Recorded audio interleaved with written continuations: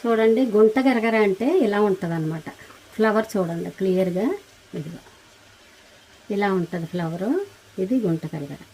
ఇది చాలామందికి తెలిసిన విషయం, జుట్టు గురించి మంచిది అని అయితే తెలుస్తుంది. కానీ అంతకంటే విలువైన మనిషి లోపల ఉండే, మన లోపల ఉండే ఊపిరితిత్తులు హెల్దీగా ఉండటానికి, ఏ రకమైన ఇన్ఫెక్షన్స్ లేకుండా ఉండాలంటే అప్పుడప్పుడు మనం ఈ గుంట కలగర పచ్చడి చేసుకుని తినాలి. ఇది ఎలా చేసే విధానం ఏంటంటే, ఆకులన్నీ నీట్గా ఒలిచేసుకొని ఎండుమిర్చి, ధనియాలు, జీలకర్ర, వెల్లుల్లి, చింతపండు వేసి చక్కగా అవన్నీ వేయించేసుకుని, ఈ ఆకు కూడా ఆయిల్లో వేయించేసుకుని మిక్సీ పట్టేసుకుంటే ఎంతో టేస్టీ అండ్ హెల్దీ గుంట గరగర పచ్చడి రెడీ అవుతుంది అనమాట.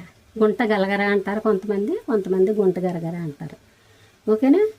తప్పనిసరిగా తెలియని వాడు మాత్రం ఈ విషయం తెలుసుకుని, మీకు వీలైనంతలో పొలం గట్ల మీద కానీ పల్లెటూళ్ళల్లో కానీ ఉంటుంది. నేను ఒక చిన్న వేరే ప్లేస్ నుంచి, చాలా దూరాన్ని నుంచి ఒక ఫంక్షన్కి వెళ్ళినప్పుడు ఈ మొక్క ఒకటి తెచ్చుకుని ఈ కణుపు దగ్గర నాటి పెట్టాను అనమాట. అంటే ఒక కుండీలో నాటుకున్నాను. అప్పటి నుంచి ఇది ఇలాగ వస్తూనే ఉంటుంది. ఓకేనా? ఇలా ఎక్కువగా వచ్చినప్పుడు కొన్ని ఆకులేమో కొబ్బరి నూనెలో వేసి ఉంచుకుంటాను. ఇలాగ ఎక్కువ ఉన్నప్పుడు పచ్చడి చేసి మా ఫ్యామిలీ అంతా తింటాం అనమాట. ఎందుకంటే అసలు కరోనా టైంలో ఈ విషయం తెలిస్తే మాత్రం ఇది ఎంత బాగా ఉపయోగపడుతుందో అర్థమయ్యేవాళ్ళు. కానీ అప్పటికి నాకు ఈ ఆకు దొరకలేదు, రెసిపీ చెప్పడానికి అప్పటికి ఆకు దొరకలేదన్నమాట. ఓకేనా? ఎవరైనా వీలైనంతలో మీకు గుంటగలగర ఆకు చెట్టు కానీ ఇది మొక్క కానీ దొరికితే ఎక్కడా విడిచిపెట్టొద్దు, తెచ్చుకుని జాగ్రత్తగా పెంచుకోండి. రోజైతే నేను ఏం చేస్తున్నానంటే, ఈ ఆకు అంతానేమో పచ్చడి చేయడానికి ఈ చెట్టు సమూలంగా ఉపయోగపడుతుంది. అందుకని ఈ కాడలన్నీ చిన్న చిన్నగా కట్ చేసి కొబ్బరి నూనెలో కాచి తలకు రాసుకోవడానికి ఉపయోగిద్దామని దీన్ని తీసుకొచ్చాను టెర్రస్ మీద నుంచి. ఓకేనా? మీరు కూడా ఇది ఎక్కడైనా దొరికితే మాత్రం మర్చిపోవద్దు.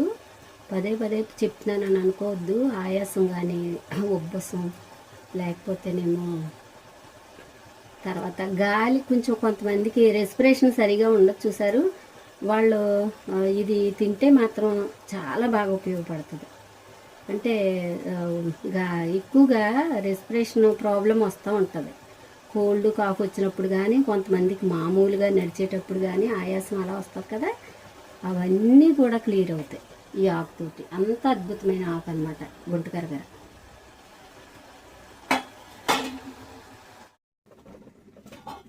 చూడండి, నేను గుంట గలగర ఆకు ఇలాగ ఒలిచేసాను.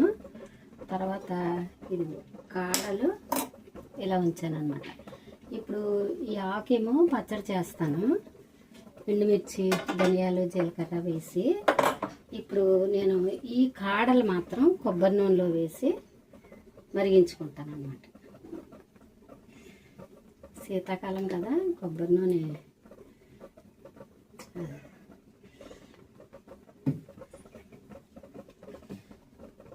ఏం చేస్తానంటే చిన్నగా కట్ చేసేసి దీనిలో వేసుకుంటాను. చాలా అంటే చాలా అద్భుతంగా పనిచేస్తుంది జుట్టుకి. జుట్టు నల్లగా ఉండటానికి కారణం అన్నమాట ఈ గుంట కలగర. నా జుట్టు ఇప్పటి వరకు కూడా తెల్ల వెంట్రుకలు రాలేదండి, ఇప్పటి వరకు రాలేదు.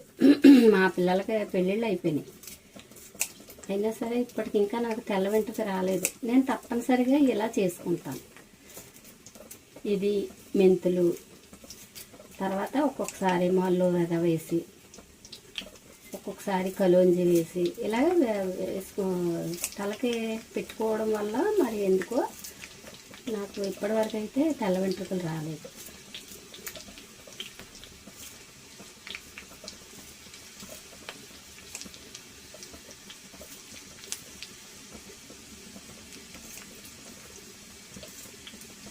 ఇప్పుడు వీటికి ఉన్న పూలు ఉంటాయి కదా, అవి ఏదైనా మొక్కల మధ్య వేసేస్తే అక్కడ మళ్ళీ మొక్కలు వచ్చేస్తాయి. ఈ పూలు ఉన్నాయి కదా, గింజలు ఇవి మొక్కల దగ్గర వేస్తే, నాకైతే టెర్రస్ మీద చాలా ఉన్నాయి కాబట్టి నేను వీటిని కూడా వాడేస్తున్నాను. లేకపోతే ఇది ఫ్లవర్ చింపేసి ఏదైనా ఒక తొట్టులో వేసేస్తే మళ్ళీ గుంట కలగర మనకి మొక్క వచ్చేస్తుంది. చాలా ఎంత బాగా ఉపయోగపడుతుందో చెప్తారండి. అది విలువైన మొక్కల్ని వాటిని జాగ్రత్తగా కాపాడుకుంటూ వాటి ఉపయోగాలు మనం అనుభవించాలి. ఒకవేళ మనకు తెలియనంతకాలం వేరే, తెలిసిన తర్వాత వాటిని బాగా జాగ్రత్త పరచుకోవాలన్నమాట. మెంతి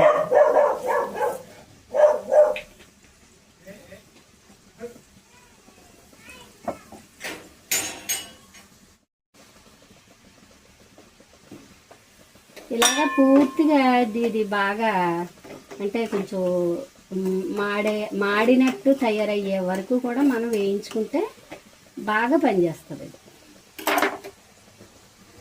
ఇప్పుడు ఇంతవరకు చూడండి బాగా వేగిపోయినాయి కదా. మనం ఇది చల్లారిన తర్వాత ఒక బాటిల్లో వేసుకుని మనం తలస్నానం చేసే ముందు కానీ, లేకపోతే డైలీ నూనె రాసుకునే అలవాటు ఉంటే డైలీ రాసుకోవచ్చు. లేదు నేనేం చేస్తానంటే తలస్నానం చేసే ముందు 1 అవర్ లేకపోతే 2 అవర్స్ ముందు తలకు నూనె రాసేసుకుని 1 అవర్ తర్వాత తలస్నానం చేస్తాను అన్నమాట. ఇది నా అలవాటు. నా జుట్టు అయితే ఇప్పటి వరకు మరి నల్లగానే ఉంది, తెల్ల వెంట్రుకలు అయితే రాలేదు. నీ జుట్టు నల్లగా ఉంది తల్లి.